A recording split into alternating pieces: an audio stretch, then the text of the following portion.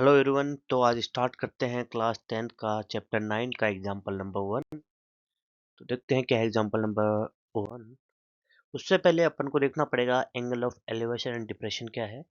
तो मैं बताना चाहता हूँ, जैसे अपन पहले एंगल ऑफ डिप्रेशन देखते हैं। तो एंगल ऑफ डिप्रेशन में क्या होता है कि जैसे कि आप देख रहे हो अ, कि ये कोई गर्ल है और ये क्या कर रही है, यहाँ से नीचे की तरफ इस फुटबॉल को देख रही है, राइट।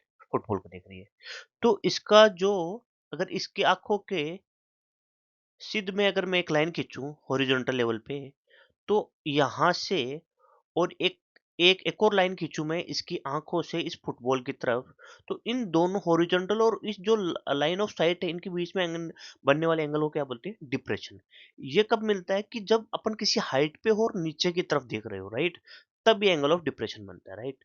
और ये क्या होता है, अगर ये एंगल ऑफ डिप्रेशन है, तो अगर ये समझ लो 30 डिग्री है, राइट? तो ये अल्टरनेट एंगल ये भी 30 डिग्री हो जाएगा, राइट? तो ये अपन देखें तो एक ट्रायंगल बन जाएगा ये।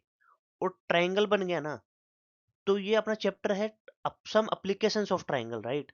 तो अगर ये ट्रायंगल है और अपन को क्या कर देगा, कोई भी एक अपन को क्या दे देगा, एग्जामिनर क्या दे देगा अपन को, एक साइड दे देगा। और कोई भी एक साइड देके अपन को sine theta, cos theta, sec theta, उनका यूज करके अपन को क्या करना है, कोई दूसरी जो भी साइड्स है वो पता करनी रहेगी, राइट? ये हो गया। अब एंगल ऑफ एलिवेशन क्या है? एंगल ऑफ एलिवेशन ये है कि यहाँ पे बता रखा है एक काइट है, राइट? काइट उड़ रही है, वही है, वही लड़की है, वो क्या कर रही है, उस काइट को देख रही है। तो आईज और काइट को एक को 2 पॉइंट मान के एक स्ट्रेट लाइन में खींच देता हूँ, राइट? और फिर इस आई से हॉरिजॉन्टल, ये हो गया, राइट? Horizontal level.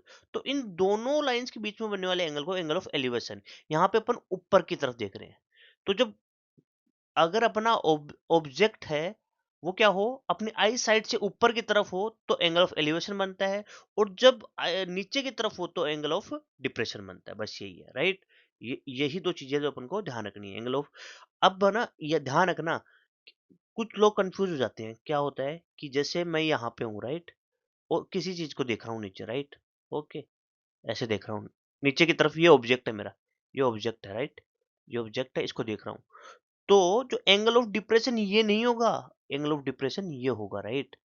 ये होगा एंगल ऑफ डिप्रेशन, राइट? तो इस चीज का ध्यान रखना है। और फिर अल्टरनेट एंगल से ये भी एंगल ऑफ डिप्रेशन हो जाएगा, राइट? वैसे डिप्रेशन नहीं होगा, बट है ना, क्योंकि एंगल ऑफ जो एंगल ऑफ डिप्रेशन वो होता है जब ऊपर से अपन किसी चीज को नीचे की तरफ, तो ये एंगल ऑफ डिप्रेशन होगा। तो अल्टरनेट जो एंगल है उसे अपन बता सकते हैं कि ये भी वो सेम एंगल होगा, राइट? ओके, तो अब चलते हैं अपन question number, sorry, example number 1 पे, राइट? अभी देखो क्या है कि ये दे रखा है, a tower stands vertically on the ground from a point on the ground which is 15 metre away from the foot of the tower. The angle of elevation of the top of the tower is found to be 60 degree. Find the height of the tower. Okay okay, मेरे को क्या कर रखा है, एक tower दे रखा है, तो मैंने अज्यूम कर लिया ये एक टावर है ना? उसमें मेरे को दे रखा था कि एक तो उसका फुट है, तो ये फुट हो गया, एफ मान लिया। और एक उसका टॉप है, ये टॉप हो गया, राइट? इतनी चीजें मेरे को अच्छा पता लगी। From a point on the ground which is 15 metre away from the foot of the tower. Foot of tower से कितना दूर है? 15 मीटर। 15 मीटर दूर है कोई पॉइंट है, राइट? उसको मैं ऑब्जेक्ट कोई ओ मान लेता हूँ ना। Okay, the angle of elevation of the top of tower is found to be 60 degree. अब मेरी बात सुनना, एंगल ऑफ एलिवेशन है मतलब यहीं से देखो ना, और टॉप ऑफ टावर, इन दोनों के बीच में एंगल ऑफ एलिवेशन है। इसका मतलब ये होगा, ऊपर की तरफ देख रहा हूं मैं, ये कितना है, ये 60 डिग्री है। समझ में आया? अरे 60 डिग्री है, okay okay. Find the height of the tower, ये टावर है और ये इसकी हाइट हो गई, राइट? ओके, अब अपन को क्या है, एक ट्राइंगल पता है अपन को, ये ट्राइंगल हो गया, ये एक ट्राइंगल हो गया, राइट? इसमें अपन को एंगल पता है, और ये क्या हो गया, बेस, ये बेस पता है ना, राइट? है ना, ये बेस पता है। अब अपन को पता है कि ट्रिग्नोमेट्रिक जो रेशियो जो होते हैं, क्या पंडित बद्री प्रसाद हर हर बोले, राइट? ओके, मेरे को क्या दे रखा है, ये मेरा बेस दे रखा है, ये बेस होगा, ये मेरा हाइपोटेनस है, ये परपेंडिकुलर है, राइट? ये जो हाइट है, मैं इसको हाइट को क्या लिख लेता हूँ, स्मॉल एच लिख लेता हूँ, है ना, ताकि कोई कंफ्यूजन नहीं हो। तो ये हाइट स्मॉल एच है, राइट? और ये हाइपोटेनस हो गया और ये परपेंडिकुलर है, राइट। अपन को ये परपेंडिकुलर ही पता करना है क्योंकि परपेंडिकुलर तो हाइट है। तो उसके लिए मेरे को देखो बेस है, राइट, बेस पता है, एंगल पता है, राइट। अब ऐसा मैं ट्रिग्नोमेट्री रेशियो देखूंगा जिसमें बेस आ रहा हो और परपेंडिकुलर आ रहा हो, ये रहा। और इसको क्या बोलते हैं, ये साइन, ये क्या है, ये साइन वाला है, ये कोस और टेन है। तो ये टेन, टेन जो भी थीटा है, tan theta is equals to perpendicular upon में बेस। परपेंडिकुलर कितना है मेरा, वो तो एच, वो तो निकालना है। बेस कितना है, बेस है मेरा कितना है, ये एफ ओ है। एफ ओ की वैल्यू कितनी है, 15 है, राइट, ओके। थीटा, थीटा की वैल्यू कितनी है, 60। तो tan 60 degree equals to H upon 15, okay.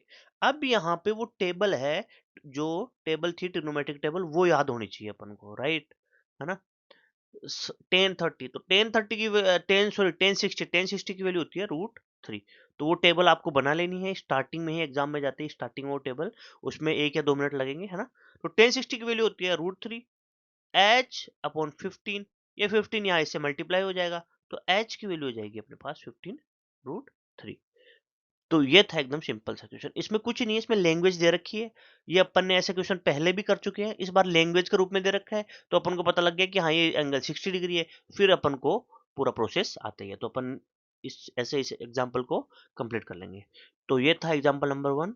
अगर किसी भी क्वेश्चन में आपको कोई भी डाउट हो तो आप मेरे को कमेंट करके बता सकते हैं। Thank you very much.